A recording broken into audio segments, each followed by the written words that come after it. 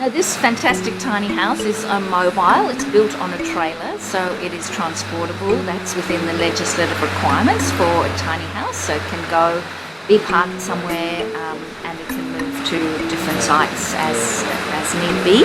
The Bower hosted a workshop in the space, and James, the upcyclist, built a tiny house with a group of people, and we saw that happen. We were very inspired, and we said, why can't we do that for a wider range of participants? It's a strong message about affordability, housing affordability, about looking at a sustainable, reducing our footprint, making sure we live within environmental awareness, ecological awareness. Because the workshop is slightly smaller, the ceiling isn't as high, so it was complicated in that we did flat pack walls, sides, floors, and then we've assembled the whole thing as an interactive exhibition in the front of 107. So inside the house, it's got a sloping roof, it's got solar panels that will provide power for the majority. It will also plug into electricity for extra supply.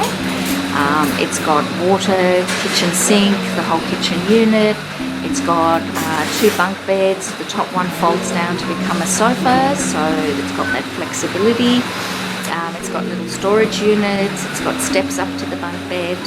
It's got 3 windows, beautiful recycled, upcycled windows, beautiful glass door, and then as in its final version it'll have little steps down to a front veranda outside the door where there are a couple of chairs and a little umbrella. Great thing about it, yes, it's beautiful for simple living, it's got everything you need, but it also then can expand that you can live more of your time outdoors. I think the tiny house calls to 2 groups of people, and that is people who maybe have land and have a desire to build their own house and build their own sustainable life.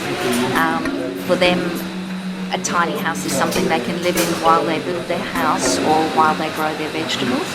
But I think more importantly and increasingly, it's become to the awareness of people that it's a way for us to live sustainably and more affordably.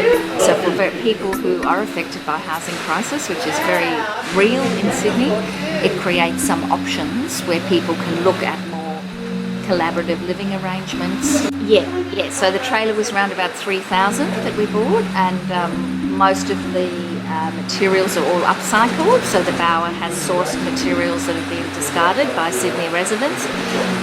So our budget was around about 5,000 for other materials, and then TAFE's contributed to the teacher and training materials as well. So the whole thing in terms of its design and everything has been a collaborative effort, and the whole group has designed and put together.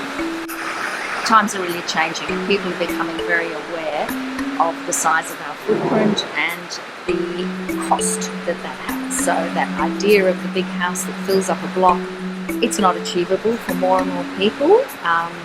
And in our cities, that it just means we're spread further and further out, and that doesn't create community, doesn't create livability, doesn't create access. So even in the building of this project, it's creating a community amongst the participants who've spent 5 months together, 2 days a week creating it, and it creates a different awareness of what it means to live sustainably.